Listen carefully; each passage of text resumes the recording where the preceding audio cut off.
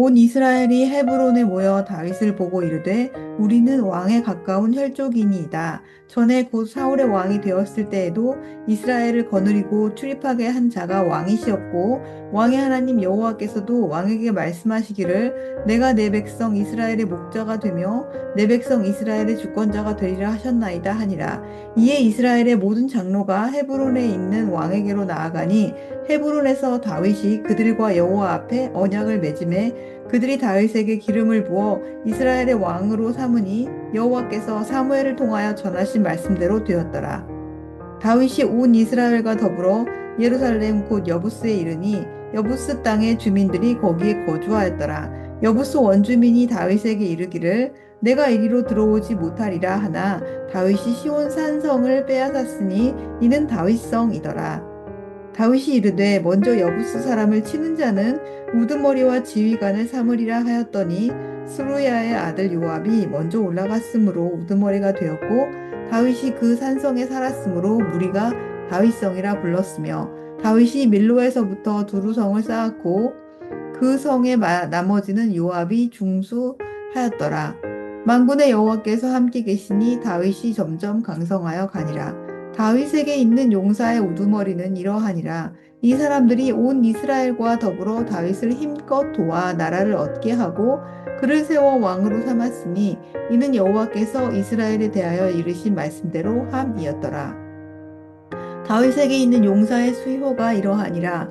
학몬 사람의 아들 야소부암은 30명의 우두머리라. 그가 창을 들어 한꺼번에 30명을 죽였고 그 다음은 아호와 사람 도도의 아들 엘르아살이니 세 용사 중 하나이라.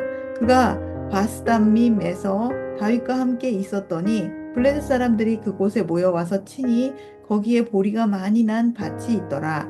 백성들이 블레셋 사람들 앞에서 도망하되 그가 그 밭 가운데에 서서 그 밭을 보호하여 블레셋 사람들을 죽였으니 여호와께서 큰 구원으로 구원하셨음 하심이었더라. 30 우두머리 중 세 사람이 바위로 내려가서 아둘람 굴 다윗에게 이를 때에 블레셋 군대가 르바임 골짜기에 진쳤더라. 그때 다윗은 산성에 있고 블레셋 사람들의 진영은 베들레헴에 있는지라. 다윗이 갈망하여 이르되 베들레헴 성문 곁 우물 물을 누가 내게 마시게 할꼬 하매 이 세 사람이 블레셋 사람들의 군대를 돌파하고 지나가서 베들레헴 성문 곁 우물 물을 길어 가지고 다윗에게로 왔으나 다윗이 마시기를 기뻐하지 아니하고 그 물을 여호와께 부어 드리고 이르되 내 하나님이여 내가 결단코 이런 일을 하지 아니하리이다. 생명을 돌아보지 아니하고 갔던 이 사람들의 피를 어찌 마시리이까 하고 그들이 자기 생명도 돌보지 아니하고 이것을 가져왔으므로 그것을 마시기를 원하지 아니하니라. 새 용사가 이런 일을 행하였더라. 드디어 오늘 본문에 이르러 이 역사서 역대상의 주인공인 다윗에 대한 이야기가 펼쳐지고 있습니다. 사울 왕이 죽은 후 모든 지파가 헤브론에서 다윗을 인정해주면서 왕으로 그는 추대가 됩니다. 다윗은 예루살렘 지역을 정복하면서 그의 왕권을 강화합니다. 예루살렘에 성을 세웁니다. 그러면서 그 예루살렘 땅이 영적 중심지로 시작되어져 그는 역사가 시작됩니다. 늘 용맹스러운 군사들이 다윗을 따랐습니다. 어느 날 다윗이 고향 베들레헴 우물의 물을 먹고 싶어 했습니다. 그때 블레셋 군대를 뚫고 세 명의 용사가 시키지도 않았는데 물을 길어옵니다. 다윗은 이 물을 마시지 않았습니다. 그리고 여호와께 부어드리라 이렇게 명합니다. 다윗은 왜 이 충성스러운 용사들이 길어온 이 물을 하나님께 부어드렸을까 궁금해집니다. 다윗은 이 용사들의 헌신, 그들의 희생을 자신이 덥석 취하기보다는 경건한 마음으로 그들의 용기를 존중하기 위해서 아마도 그렇게 행동하지 않았을까 싶습니다. 인간 왕을 위해 목숨을 걸었던 용사들의 충정, 그 마음을 더욱 깊이 기리기 위해서 또한 하나님, 참 왕이신 분, 여호와께 그 영광을 돌려드리기 위해 그는 물을 부어드린 것으로 보입니다. 그 물을 먹고 싶었겠지요. 고향물. 정말 그의 갈망이었죠. 하지만 그의 감정, 갈망을 앞세우지 않고 다윗은 영적인 원칙, 그 원리를 먼저 생각해 보았고 왕이신 하나님께 영광 돌리는 그 결단을 내렸던 다윗.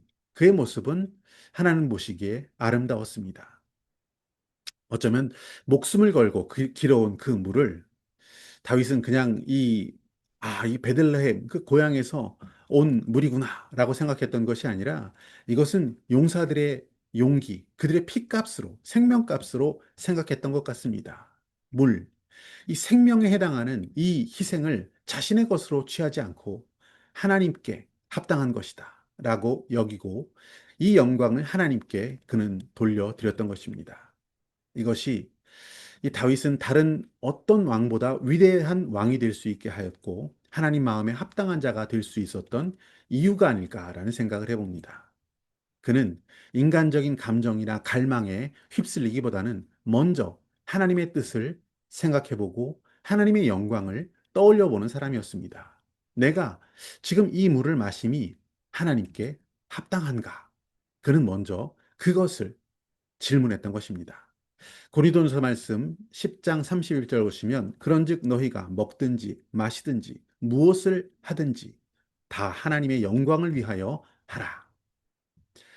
이 말씀을 우리는 참 많이 이야기하고 들어왔습니다. 하지만 이 말씀을 고린도전서 말씀이 있기 전에 먼저 삶으로 보여주었던 사람이 있었죠. 그 사람이 바로 다윗 왕입니다. 자신의 모든 일상의 갈망조차도 예배의 도구로 전환시킬 줄 알았던 참 예배자의 삶을 살았던 자가 다윗이었습니다. 자신의 감정적 욕구가 하나님의 뜻과 과연 조화가 되는지 그는 끊임없이 하나님 앞에서 물었던 사람이었죠. 하나님의 영광을 위해 살았던 다윗, 그의 삶을 하나님은 기뻐하셨습니다. 하나님께서 영광을 받으셨습니다. 다윗처럼 하나님 앞에 묻고 하나님의 뜻을 헤아리며 살아갈 수 있는 지혜로운 저와 여러분 되시기를 축복합니다.